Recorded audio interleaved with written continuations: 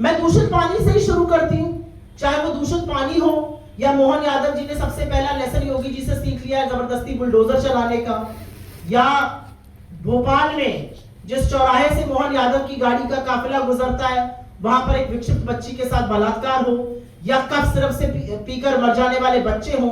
सरकार ने क्या रोल निभाया है, सरकार की उदासीनता किस हद तक है यह आप सोच सकते हैं। यहां पर दूषित कफ सिरप पीने से, वो कफ सिरप जिस पर बैन लगा हुआ है वो धड़ल्ले से मिल रही है, और हमारे यहां के मुख्यमंत्री सफारी कर रहे हैं असम में। जब पता चलता है तो बड़ी मुश्किल से 2 दिन बाद वापस आते हैं और वापस आके अट्टहास करते हैं। दूषित पानी पीने से 32 लोगों की मौत हो जाती है। मुख्यमंत्री के पास समय नहीं है भागीरथपुरा जाकर एक बार भी मिलने के, लोगों से उनको सांत्वना देने के, उनको सहानुभूति करने के।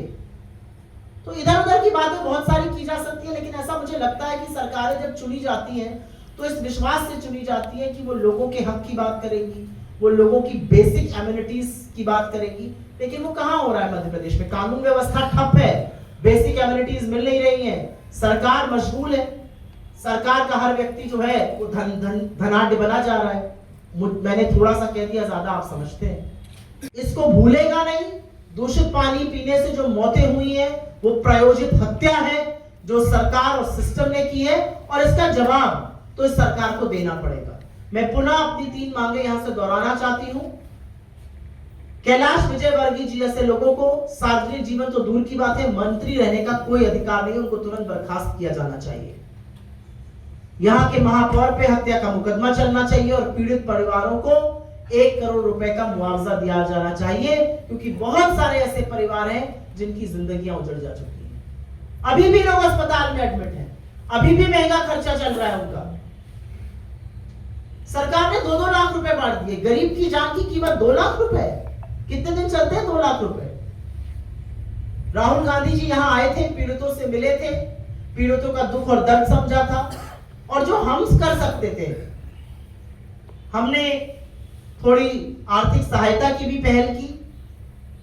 लेकिन काम सरकार को करना पड़ेगा, और सरकार के प्रति जो आक्रोश है, सरकार की जो उदासीनता है, वो समझ पाना बड़ा मुश्किल है। क्या सत्ता का नशा इस कदर सिर पे चढ़ जाता है कि आपको लोगों का दुख नहीं समझ में आता? मैं अचंभित हूं कि यहाँ के मुख्यमंत्री और यहाँ के सांसद अभी तक एक बार उस जगह नहीं गए जहां पर इतना बड़ा कांड हो गया। आज जब हम जन जागरण या यात्रा का कर रहे थे, हम एक ऐसी बस्ती में गए जहां पर लोगों ने बताया कि घुटने तक पानी है, और वहां पर नल, जो जल की व्यवस्था है वो नहीं है। और अंत में इस बात से कहकर करती हूं कि जल ही जीवन है कहा जाता है। और आपको असलियत एक बताती हूं, इस बार का बजट पढ़ रही थी तो कुछ डेटा पढ़ा। जल जीवन मिशन और ड्रिंकिंग वाटर मिशन का जो बजट था 67,000 करोड़ का, उसका मात्र 17,000 करोड़ खर्चा हुआ, 50,000 करोड़ बचा लिए गए। अगर उसमें से कुछ पैसा खर्चा हो जाता, ये कटौती ना होती, तो शायद के बीच में जो महीनों से अटकी हुई थी, महीनों से अटकी हुई ट्रेड डील एक 30 मिनट के फोन कॉल से हो जाती है। उस ट्रेड डील का अनाउंसमेंट हमारे प्रधानमंत्री नहीं करते, उस ट्रेड डील का अनाउंसमेंट डोनाल्ड ट्रंप करते हैं। हमारे प्रधानमंत्री thank you thank you thank you की ट्वीट करते हैं। डोनाल्ड ट्रंप अपने ट्वीट में ये कहते हैं कि हिंदुस्तान पे 18% टैरिफ लगेगा, लेकिन वो और चिंताजनक बातें कहते हैं। वो कहते हैं कि हिंदुस्तान अमेरिका की चीजों पर 0% टैरिफ लगाएगा। हिंदुस्तान अमेरिका से $500 बिलियन की एनर्जी, कोयला, खेती की चीजें, खेती के उत्पादन और बाकी चीजें खरीदेगा। हम मेक इन अमेरिका ज्यादा खरीदेंगे। और अंत में वो कहते हैं कि हिंदुस्तान ने यह वादा किया है कि वो रशिया का तेल नहीं खरीदेगा, वो अमेरिका और वेनेजुएला से तेल खरीदेगा। ये बात डोनाल्ड ट्रंप परसों रात को ट्वीट करते हैं। कल पूरा दिन बीत गया, आज आधा दिन बीत गया, भारत सरकार की ओर से एक भी डिटेल ट्रेड डील का नहीं आया।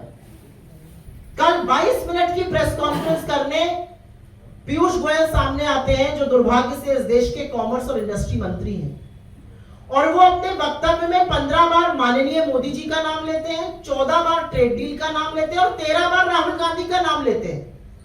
उनका वक्तव्य राहुल गांधी को अपशब्द कहने के लिए था। ट्रेड डील पर उन्होंने एक बात नहीं कही और उनकी मौन स्वीकृति कहीं पर यह बताती है कि डोनाल्ड ट्रंप ने जो कहा वही असलियत है। डोनाल्ड ट्रंप के कहने के बाद वहां की एग्रीकल्चर सचिव, जो वहां की कृषि की मंत्री हैं, ब्रुक रॉलिंस, उन्होंने आके कहा कमाल हो गया, वो बल्ले बल्ले कर रही हैं, हमारे खेतिहर किसान बहुत खुश हैं, हिंदुस्तान का मार्केट खुल गया।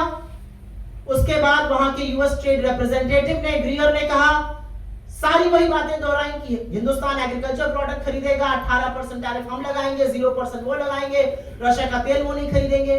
फिर व्हाइट हाउस की जो प्रेस सेक्रेटरी हैं कैरोलिन लेविट, उन्होंने भी वही सारी बातें दोहराई। वहां का हर आदमी डिटेल दे रहा है और हमारे मंत्री जी कह रहे हैं अभी डिटेल आए नहीं है, अभी ट्रेड डील हो रही है और 10 बातें राहुल गांधी को। लोकसभा अध्यक्ष की भूमिका पर कांग्रेस पार्टी सवाल उठाए, उससे पहले यह देश सवाल उठा रहा है। और देश इसलिए सवाल उठा रहा है क्योंकि जब राहुल गांधी जी 14 मिनट मणिपुर पर बोलते हैं तो 11 मिनट ओम बिरला दिखाए जाते हैं। मैं ओम बिरला को देखने के लिए स्पीच नहीं सुन रही हूं, बहुत सुंदर है, इतनी मैं नहीं देखना चाहती उनको। मैं राहुल गांधी जी की स्पीच देखना चाह रही थी। 14 मिनट बोल रहे थे, 11.5 मिनट ओम बिरला जी को दिखाया गया। विपक्ष के माइक बंद करने का काम स्पीकर करते हैं, रोकने टोकने का काम स्पीकर करते हैं। राष्ट्रीय सुरक्षा, और कल जो इस लोकतंत्र में हुआ वो कलंकित करने वाली बात है। हिंदुस्तान की आजादी के बाद पहली बार आजाद भारत में नेता विपक्ष को राष्ट्रपति के अभिवादन पर बोलने नहीं दिया गया और जिस बेहयाई से, जिस बेशर्मी से राहुल जी को रोककर बाकियों को मौका दिया गया, और मैं शुक्रगुजार हूं विपक्ष की जिसने बोलने से मना कर दिया, वो दिखाता है कि बीजेपी के कहे पर स्पीकर क्या कर रहे हैं। A speaker should be bipartisan। आप बीजेपी के गुलाम मत बनिए। असलियत यह है कि चिट्ठी पर जो लिख के आ रहा था वो स्पीकर वहां पर कर रहे थे। और मैं आपके माध्यम से सवाल पूछना चाहती हूं, राहुल गांधी जी क्या चर्चा करना चाहते थे?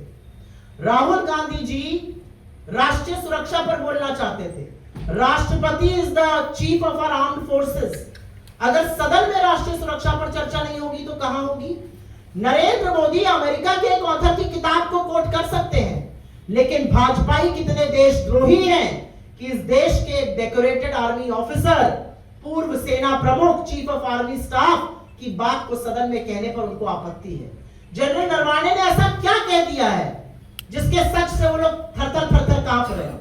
उन्होंने ये बताया है कि जब चीनी सेना सामने खड़ी थी और हमारी आर्मी ने पॉलिटिकल नेतृत्व से पूछा कि आपका क्या डायरेक्शन है, तो मोदी जी ने कहा जो उचित समझो वो करो। मोदी जी ने कोई डायरेक्शन नहीं दिया, वो डर गए और वो दुबक कर बोलकर चुपचाप मुंह छिपाकर सो गए।